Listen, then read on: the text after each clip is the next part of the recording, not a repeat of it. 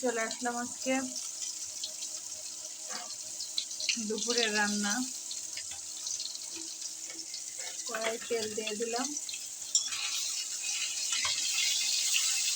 তেলটা গরম হচ্ছে।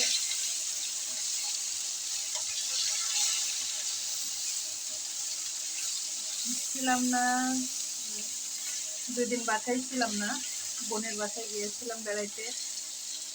আসছি গতকাল। যাই হোক, সকালে অনেক ব্যস্ততার মধ্যে গেছে, এখন আসলাম আপনাদের সাথে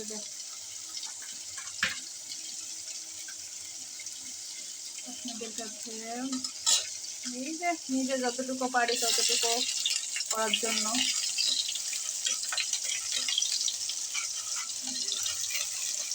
পেঁয়াজটা দিয়ে দিলাম। আসলে আমি ভালো পারি না, চেষ্টা করছি, দোয়া করবেন আমার জন্য।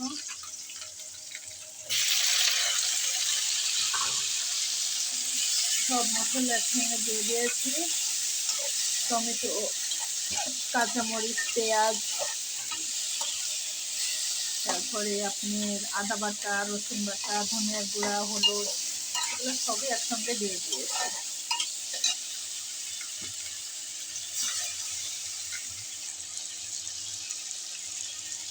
এই তো মশলা কষানো হয়ে গেছে আমার।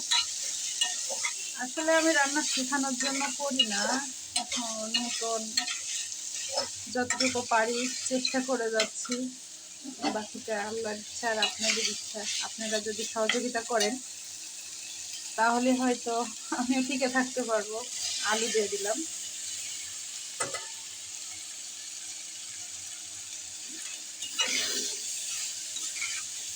আমি অত কিছু বুঝিও না, কিভাবে করলে ভালো হবে,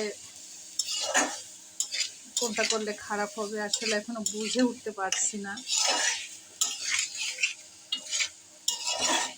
আপনারা যদি আমাকে একটু বলে দেন তাহলে ভালো হয়।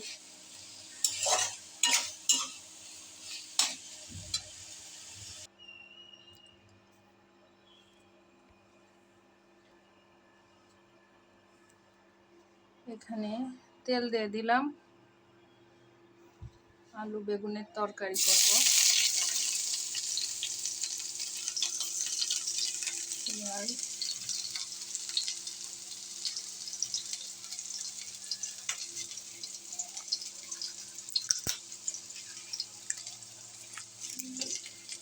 তেজপাতা,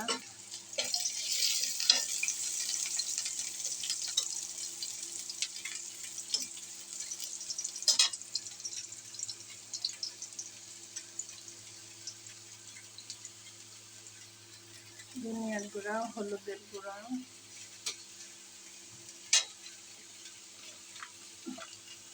কাঁচামরিচ,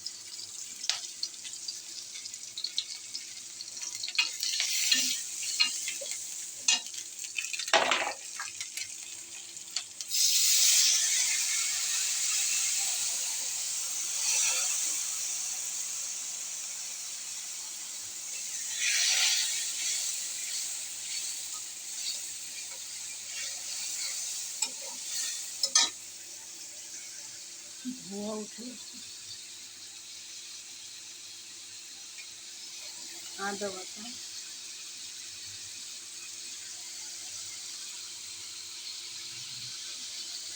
রসুন বাটা,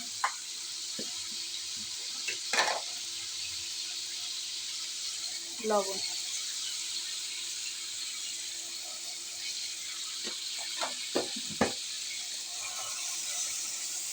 মশলাটা কষিয়ে নেবে।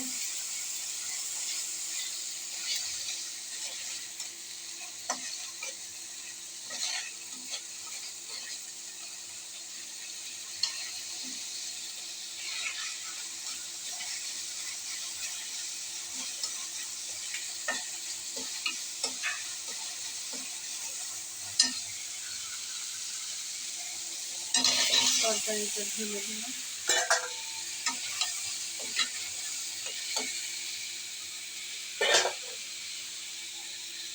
এখানে কুমড়ো বড়ি দিয়ে দিব।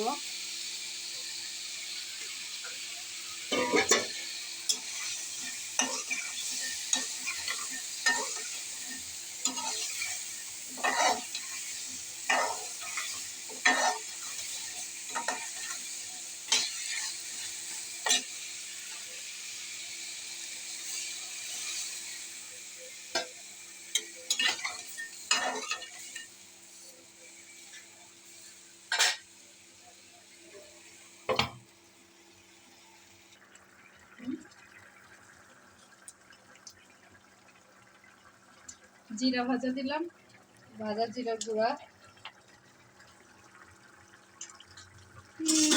তরকারি হয়ে গেছে আমার, এখন নামিয়ে ফেলবো। আচ্ছা আম্মু, লবণটা শুধু চেক করব।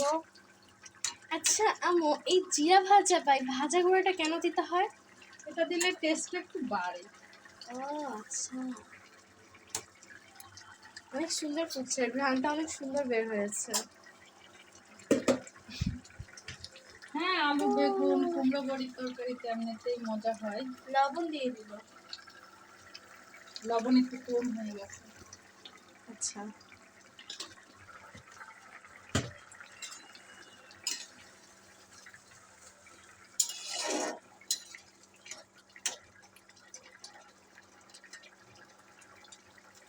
আম্মু আবার চেখে দেখলো তো আবার এবার নামিয়ে ফেলবো।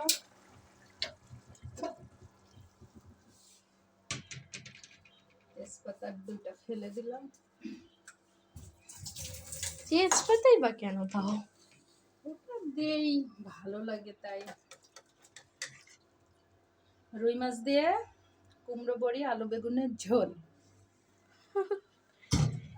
Tasty tasty. আজকে ডিশ তৈরি করেছি। আর এখানে আলু টমেটো দিয়ে কই মাছ ভোনা। পাও।